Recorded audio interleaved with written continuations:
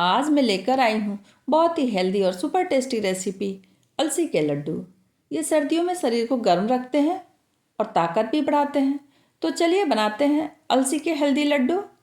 अलसी के लड्डू बनाने के लिए सबसे पहले गैस पर एक पैन रखा है। अब यहाँ मैंने लिया है 1 कप अलसी, ये 250 ग्राम है। इसको हम ड्राई रोस्ट कर लेंगे मीडियम फ्लेम पर। इसे भुनने में 8 से 10 मिनट का टाइम लगेगा। अलसी के फ़ायदे तो आप जानते ही हैं। ये ओमेगा 3 फैटी एसिड से भरपूर होती है, जो कोलेस्ट्रॉल को कम करने में और बीपी को मेंटेन करने में बहुत मदद करती है। वेट लॉस में भी बहुत ही फ़ायदेमंद है अलसी।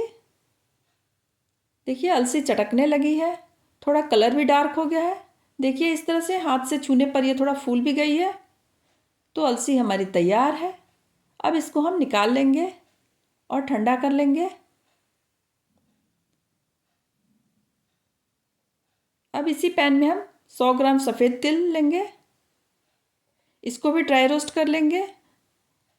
5 से 7 मिनट तक रोस्ट करने पर यह तैयार हो जाती है। देखिए तिल भी रोस्ट हो गया। अब इसको भी हम निकाल लेते हैं। अब इसी पैन में मैंने 1 कप मखाना लिया है। इसको भी मीडियम फ्लेम पर रोस्ट कर लेंगे। बस थोड़ा सा क्रिस्पी हो जाए इसको हम निकाल लेंगे। इसको आप हाथ से तोड़कर देख सकते हैं। जब क्रिस्पी हो जाए तो इसको निकाल लीजिए। इसको भी हम तिल के साथ ही रख लेंगे। अब फिर इसी पैन में हम 3 से 4 टेबलस्पून घी गरम करेंगे।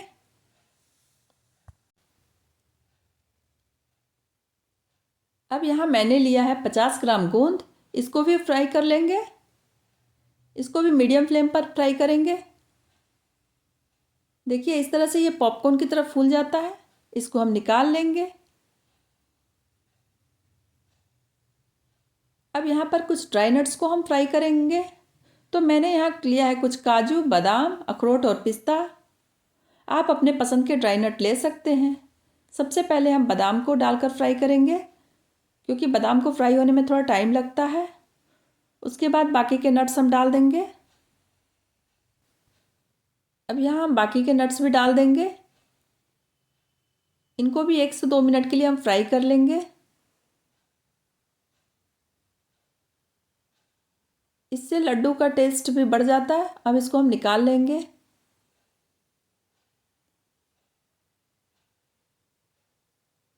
अब इसी पैन में मैंने लिया है 1 कप गेहूं का आटा।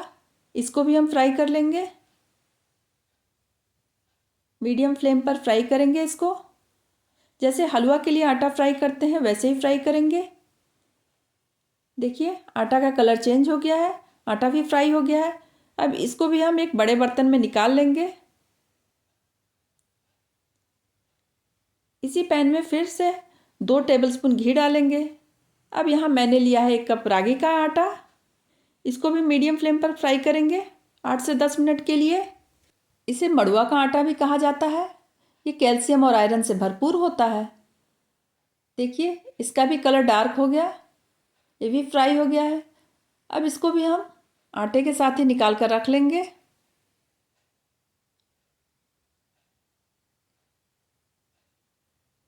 अब यहाँ मैंने 2 टेबलस्पून नारियल का बुरादा लिया है।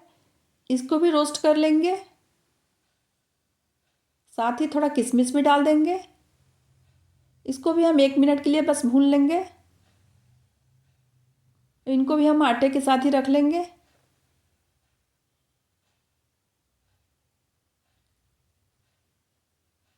अब हम चलते हैं ग्राइंड करने के प्रोसेस में। तो सबसे पहले मखाना और तिल को हम ग्राइंड कर लेंगे।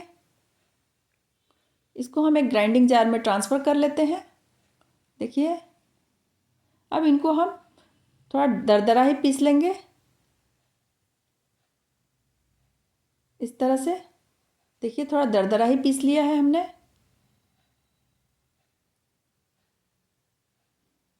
इसको भी हम आटे में ही मिला देंगे। अलसी को भी ग्राइंड कर लेते हैं। अलसी को थोड़ा अच्छे से ग्राइंड करना है ताकि इसका फाइन पेस्ट बनकर तैयार हो जाए। देखिए इस तरह से। इससे अलसी जो है ऑयल रिलीज करने लगता है। जिससे लड्डू हमारे सॉफ्ट बनेंगे।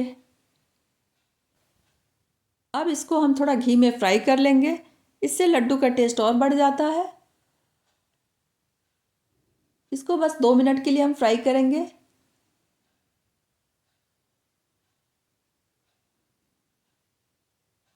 देखिए ये ऑयल रिलीज करने लगा।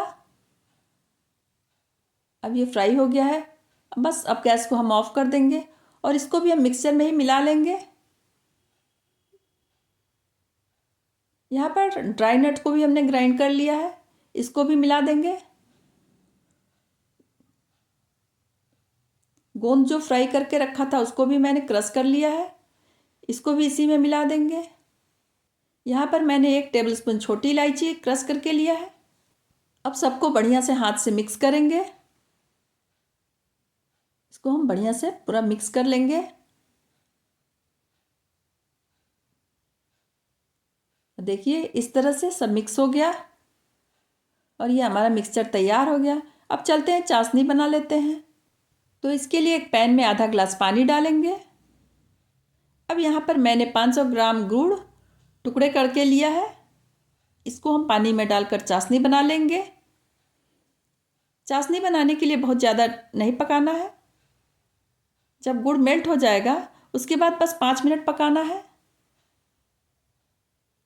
देखिए इस तरह से, और चाशनी हमारी बनकर तैयार हो गई है। अब हम गैस को ऑफ कर देंगे।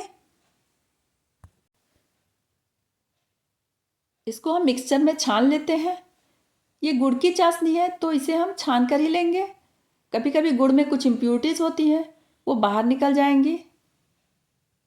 थोड़ा थोड़ा डालते जाएंगे और इसे हम मिलाते जाएंगे। बाकी के भी चाशनी को हम इसमें डाल देंगे और इसको हम बढ़िया से मिला लेंगे। देखिए ये बाइंड होने लगा है इस तरह से, और ये हमारा मिक्सचर तैयार हो गया। अब हम थोड़ा थोड़ा लेकर इसे लड्डू का शेप देंगे इस तरह से, और इस तरह से सारे लड्डुओं को हम बनाकर तैयार कर लेंगे। और ये देखिए हमारे सारे लड्डू बनकर तैयार हैं। आपको बहुत पसंद आएंगे। इसका टेक्सचर दिखाती हूँ। देखिए कितने सॉफ्ट और बढ़िया बने हैं ये लड्डू। ठंडा होने पर ये और सेट होंगे, लेकिन ये सॉफ्ट ही रहेंगे। एक बार आप इसे ज़रूर ट्राई करें, और अगर आपको ये रेसिपी पसंद आए तो मेरे चैनल को लाइक, शेयर और सब्सक्राइब करें।